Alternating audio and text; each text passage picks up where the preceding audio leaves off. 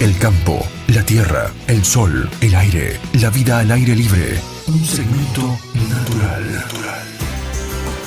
En Citas de Radio, Cita Agropecuaria.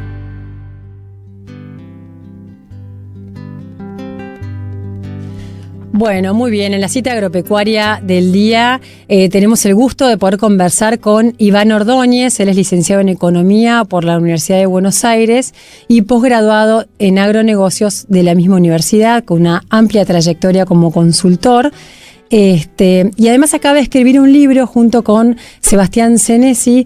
El libro se llama Campo, el sueño de una Argentina verde y competitiva. ¿Cómo estás, Iván? Catalina soy. Buenos días, Catalina, ¿cómo estás vos? Bien, muy bien. Muchas gracias por atendernos. No, por favor. Bueno, Iván, en el libro, según lo que me has mandado, realizan un análisis sobre todo el sistema de agronegocios y las potencialidades del sector agropecuario en el país, su capacidad en la generación de empleo, de alimentos, de valor agregado. Y dicen que es como un gigante dormido que en su momento, en el 2008, se despertó, ¿no? De alguna manera. Pero por otro lado sigue también en parte dormido este gigante. ¿Cuál crees vos que es lo que tiene que hacer el sector para terminar de despertarse, por un lado, y qué es lo que tiene que hacer el gobierno para que este gigante no se vuelva a dormir? Bueno, es interesante porque justamente lo que vos planteas con tu pregunta es que no es algo que se resuelve con una sola parte trabajando.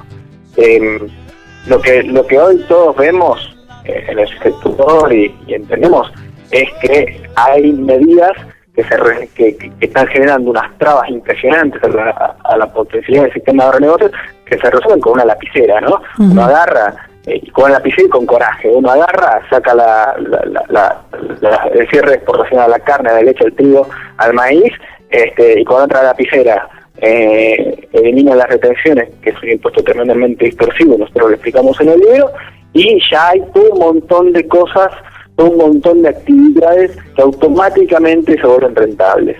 Uh-huh. Pero eso es solamente una parte de la historia, y obviamente, si bien cuando queremos explicar qué es lo que le pasa al agro, y qué es lo que y cómo se va a dar la dinámica que viene, es imposible no hablar de eso, pero también hay muchísimas otras cosas más. Por ejemplo, para citar un capítulo, todo lo que está relacionado con la comercialización de la carne. Sí. Que en Argentina lo que tenemos es el mejor ganado del mundo, pero no tenemos la mejor carne del mundo. Uh-huh. Porque cuando nosotros salimos al mundo a venderla, la vendemos con muy poca marca, con bajos niveles de trazabilidad.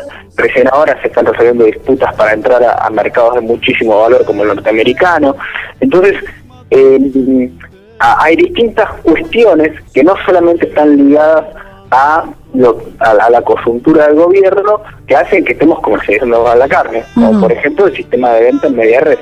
Sí, uh-huh. Está bien. El sistema de venta en media red, para solamente dar una descripción de lo que decimos en el libro, es tremendamente ineficiente porque ayuda a que el asado, que es el corte más popular y aparte es el más demandado por los argentinos, sea más caro de lo que podría ser. Uh-huh. Y el lomo sea mucho más barato de lo que podría ser. Pero el lomo, que no es tan demandado y que es un corte, digamos, de elite, para ponerlo de alguna manera, y que podríamos vender al exterior y en los mejores restaurantes de Argentina y del mundo al precio que realmente se merece, se vende barato. Y sí, el asado, sí, que necesitamos que esté barato para que acceda a los argentinos, que culturalmente están muy ligados a eso de comerse un asado todo domingo, está caro. Sí. Entonces, este tipo de errores no solamente están ligados con el gobierno, sino están ligados a la forma, a la dinámica en la que funciona el sistema de valor de la carne argentina, ¿no? Uh-huh. Totalmente. Bueno, ese problema con la carne que, si no me equivoco, creo que empezó en 2008 o antes, lo replicó el gobierno con otros productos, ¿no? Que ha sucedido lo mismo con el trigo, comemos un pan carísimo. Ahora, el gobierno va a cambiar, ¿no? Que se hace el 10 de diciembre, bueno, cambia el gobierno, no sabemos qué va a hacer. Tenemos algunos lineamientos de algunos candidatos, qué es lo que van a hacer con el campo. Parece que hay bastante consenso. No sabemos qué va a pasar con Scioli porque no dice demasiado. Pero, ¿qué le cabe al sector? Vos sabés que ayer estuve en una charla que me pareció sumamente interesante, donde increpaba a los productores, decir, bueno, pero ¿por qué siendo un sector tan grande, con tanta capacidad de votos y tanta potencial político, digamos, no lo están ejerciendo y es un sector tan avasallado desde la política que va a este sector a manotear las divisas que genera, ¿no? Entonces, bueno, sí. te interrumpo un segundito ahí. Nosotros en el libro entendemos justamente esa pregunta, esa inquietud que vos tenés, y hay un capítulo donde lo que hacemos es entrevistar a 3 referentes de la ciudad y preguntarle a ellos qué ven del campo. En esos referentes está el ministro de Ciencia y Tecnología, Lino Barañao, los 3 economistas de los 3 candidatos a presidente, Hugo Moyano, Luis Bernaza, que es vicepresidente de Pechín, que es un grupo industrial muy importante, distintos argentinos periodistas como Mario Pergolini, Juan Pablo Vázquez, etcétera, etcétera. Nosotros lo que notamos en los economistas que asesoran a los candidatos a presidente, esto no quiere decir que eso es lo que vaya a pasar. Sí. Es lo que dicen los economistas que acompañan a estos candidatos a presidente. En el caso de Marangoni, que es el economista que lo acompaña a Scioli, sí, hay coincidencia con los economistas del PRO y del Frente Renovador que también entrevistamos. Todos ven en el agro a un sector estratégico para el país al que hay que apoyar, y con distintos matices, algunos con mucha más firmeza y claridad, como puede ser Miguel Brown del PRO, que dice: nosotros asumimos y el día 1 sacamos los ROE y empezamos a bajar todas las retenciones que económicamente sea posible bajar, y me adelantó que esas son todas menos la de la soja. Otros, el economista de Massa, entienden, y ahí sí, el economista de Massa con el economista de Scioli tienen una coincidencia en que las retenciones tienen un rol, pero los 2 economistas también coinciden en que la coyuntura global actual no permite que estén al nivel que estén. Y el de Massa dice: la vamos a reducir, hay un plan específico para cada cultivo y cada producción, y Marangoni no da una especificación muy concreta, pero dice: hay que revisar todo lo que pasó con la carne, hay que revisar todo lo que pasó con el trigo en términos de medidas del gobierno. Entonces, yo lo que diría es que uno puede ser optimista porque hay un consenso de que el agro es un gran factor de generación de riqueza para la Argentina y hay que mejorar su rentabilidad, que está bastante atacada por estos impuestos. La mala noticia es que solo uno está muy alineado con las demandas del sector. Los otros 2 candidatos, los 2 economistas, son un poquito más cautos, digamos, en ese sentido. No sé si me explico. Sí. Y ligado al otro que me decías, es muy complejo esto de los votos y el campo. Para empezar, porque el campo no es una cosa así como monolítica, ¿no? No, claro, hay gente que trabaja en el campo que es de izquierda, hay gente que trabaja en el campo que es de derecha. Para sintetizar, ¿no? Estoy usando esas categorías que para mí aparte son viejas, pero para más o menos mostrar que hay mucha diversidad. Y aparte, los votos del campo no son necesariamente los votos de los entornos rurales. El otro día Jesús María estaba dando una charla y un amigo me había sugerido: che, ¿por qué no cruzás dónde se producen los granos con la cantidad de habitantes que tienen esos municipios? Y me dijo que el 40% de la población argentina vive en municipios donde se produce el 100% de los granos del país. Claro, altísimo. Y uno tendería a pensar que automáticamente ese 40% de argentinos debería estar alineado con los intereses de los productores agropecuarios, porque los productores agropecuarios son dinamizadores de esas zonas. Y no se verifica eso. No. Entonces, yo lo que entiendo es que tenemos que hacer mucho más, primero para agarrarnos a nuestros vecinos, que son esos 16 millones de argentinos que viven en municipios donde, te reitero, se produce el 100% del grano del país. Entonces, tenemos que hacer un esfuerzo micro, que es, digamos, cara a cara, juntándonos con nuestros amigos, yendo ahí por la ruta 5, ¿viste? Entre Enquelao, en Pehuajó, en 9 de julio, y con un trabajo hormiga, explicar el impacto de lo que pasa cuando se toman medidas tremendamente adversas para la producción local. Totalmente, sí, tal cual. Eso es un poco a lo que voy, ¿no? Que ahí ese es un rol que tiene que jugar quien quiera jugar dentro del sector, ¿no? Que salga de las entrañas del sector a salir a comunicar y a contar y a mostrar el impacto de las políticas en el sector y cómo estas políticas pueden derramar hacia los pueblos, ¿no? Hay un tema que es que cuando el mundo cambia el paradigma en cómo se hacen las cosas, mucho no hay vuelta atrás y es difícil reajustarse. Te pido un ejemplo. Una vez mi viejo estaba charlando con un profesor en Harvard y le dijo: profesor, ¿qué es para usted la globalización? Y el tipo lo miró y se lo contestó cortito. Le dijo: trabajo el doble y me pagan la mitad. Ya está, el mundo cambió. Vino la globalización, competimos contra un chino, competimos contra un turco, competimos contra un griego. Eso nos hace laburar más y muy probablemente no ganemos lo que nos imaginamos que nos íbamos a dar. Con el agro yo creo que la buena comunicación ya empieza a ser una condición necesaria de ser un productor agropecuario. Antes ser un productor agropecuario era solamente cuidar el ganado, cuidar los cultivos, etcétera, etcétera. Después ya empezó a ser algo un poco más complejo. Estábamos abogados, estamos contadores. Después otros niveles mayores de complejidad. Tuvimos que incorporar a muchachos de sistemas, etcétera, etcétera.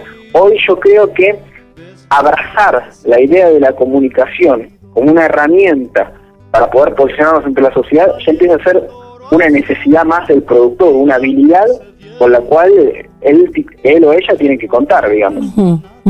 Iván, ¿puede el campo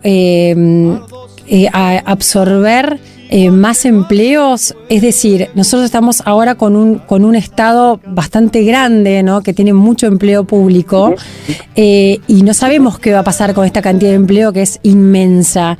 ¿Puede el campo absorber, tiene más capacidad para emplear gente? Mira, hay algo que nosotros al libro le pusimos campo, el sueño de una Argentina verde y competitiva, porque lo que creemos es que cuando uno le dice campo a un argentino, rápidamente se crea una imagen. Ahora, cuando uno lee el libro, la palabra campo prácticamente no aparece. Nosotros lo que hagamos es un sistema de agronegocios, donde uno de los nodos principales es el productor agrícola de granos, porque sin granos no hay nada. Sin granos no hay carne, sin granos no hay leche, sin granos no existe el sistema en sí. Entonces ese sería como una especie de nodo central de este sistema. Ahora bien, cuando nosotros nos extendemos, por ejemplo, mover la cosecha de granos demanda 3 millones de viajes de camión ida y vuelta. Y la plata que demandan esos 3 millones de viajes de camión es equivalente a todas las exportaciones del complejo siderúrgico argentino en un año. 1.600 millones de dólares. Y eso solamente es mover la cosecha desde el campo hasta el destino, que puede ser el molino, el acopio, el puerto. Claro. Eso te trae un ejemplo de uno de los más interesantes que hay. En las rutas solamente en viáticos, esos camioneros dejan más o menos 110 millones de dólares por campaña. Claro. En comerse un asadito, una radio con tuco, etcétera, etcétera. Sí. Cuando nosotros miramos el empleo que genera el sistema de agronegocios como un todo, en forma directa estamos hablando de 1 de cada 4 empleos. 1 de cada 4 empleos argentinos los genera el sistema de agronegocios, que es algo que no es común en el resto de los países. ¿No tiene? El sistema de agronegocios de Estados Unidos, de Francia, de Inglaterra, qué sé yo, no tiene esa preponderancia en la economía nacional. Ahora bien, hay críticos que dicen, no, ese cálculo está mal hecho, no. Entonces para vos, ¿qué es el sistema de agronegocios? Y para mí el sistema de agronegocios no incluye, por ejemplo, la fábrica de cosechadoras, ¿no? Entonces vos lo mirás y decís, bueno, está bien, tenés un enfoque medio raro, donde los que hacen cosechadoras no forman parte del sistema de agronegocios, pero bueno, a vos tu cuenta cuánto te da, y mirá que es 1 de cada 5. Bueno. O sea, la discusión es si somos el 25% de la empleo de la ciudad o el 20%. ¿No? Entonces, somos mucho. Y esto, la discusión es con gente que es muy crítica de la capacidad del sistema agronegocio de generar valor agregado y empleo y riqueza. Entonces, vos me preguntás, ¿puede Argentina salir adelante solo con el campo? Y tajantemente te digo, no. Claro. Estoy convencido de esto. Ahora me decís, ¿puede la Argentina salir adelante sin el campo? Tampoco. Te digo, sin el campo Argentina no existe, no es viable. Cultural, económica, es una parte integral del país. Entonces no hay que irse en ninguno de los dos extremos. La posibilidad de generar más empleo, obviamente que está. Nosotros tenemos un capítulo donde hablamos de las especialidades, que es la capacidad de generar alimento de calidad para una clase global media y de millonarios que están haciendo en el mundo. China tiene más de 1 millón de millonarios, por ejemplo, para tener un ejemplo, pero hay una clase media global en los países emergentes. Nosotros en el libro decimos que en 1981 el 70% de la población de China, Turquía, el sudeste asiático, América Latina y un par más de países vivía con abajo de $2 por día. Y hoy ese número es solamente el 15%. Eso quiere decir que la clase media global creció un montón y demanda alimento de calidad. Imagínate vos lo que se podría hacer si en vez de exportar la miel a granel, la exportáramos con trazabilidad, separada por colores, por aromas, por origen de la flor, por especie de abeja. Solamente para tirarte un ejemplo bastante pavo, pero si en vez de exportar el 50% del queso que se hace en el país es queso mozzarella, porque nos encanta la pizza. Bueno, imagínate si aparte hiciéramos queso de pasta dura, que requieren de almacenamiento, como requieren de almacenamiento, requieren de un maestro quesero que los dé vuelta y que los controle, etcétera, etcétera. Viste, vos estás ahí en la cuenca del oeste, digamos. Sí. Imagínate lo importante y lo impresionante sería que haya tambos con usinas productoras de queso, productoras, como haces queso también tenés que hacer manteca, como también haces manteca y queso también tenés que hacer crema, digamos, la cantidad, como haces todo eso también tenés que hacer leche fluida, que si tenés un secador la tenés que almacenar. Entonces imagínate la cantidad de empleo más que habría si pasaban dos cosas, porque esto no es una cosa, no hay que cargar tanto las tintas en el gobierno. El sistema como un todo es demasiado complejo, tiene muchos actores. El gobierno no solamente puede colaborar no obstruyendo, como hizo con este tema de los rodeos o con las retenciones, sino que también el gobierno o el Estado tiene un rol fundamental dando las bases para poner la mesa donde actores que supuestamente tienen intereses contrapuestos alineen sus intereses para crear más valor, más riqueza, no solamente para ellos, sino para el conjunto de la sociedad. Totalmente, sí. Y ni hablar de todo lo que sería el desarrollo de la infraestructura alrededor, ¿no? Rutas, vías y demás. Mira, te cuento, te tiro otro ejemplo. Adentro de la provincia de Buenos Aires, que es la provincia con mayor congestión de tráfico en ruta del país, hay más o menos 4.800 kilómetros de rutas nacionales. En los últimos 11 años, en esas rutas nacionales murieron 25.000 personas. Sí. Y el 60% de esas personas que fallecieron lo hicieron en choques frontales. O sea, básicamente estaban pasando a otro coche y se llevaron al que venía de frente. ¿Vos te imaginás que con hacer una ruta doble, una ruta y de vuelta, digamos, cuesta $1 millón por kilómetro? O sea que agarrar la ruta de la provincia de Buenos Aires y armarles una ruta al lado y por lo tanto transformarse en autopista hubiera costado $4.800 millones. Eso es la mitad de lo que se recauda por retenciones en un solo año y es menos del 10% de lo que se recaudó de retenciones en los últimos 11. O sea que por monedas, por un vuelto, podríamos haber puesto a cada kilómetro de ruta nacional de la provincia de Buenos Aires en autopista.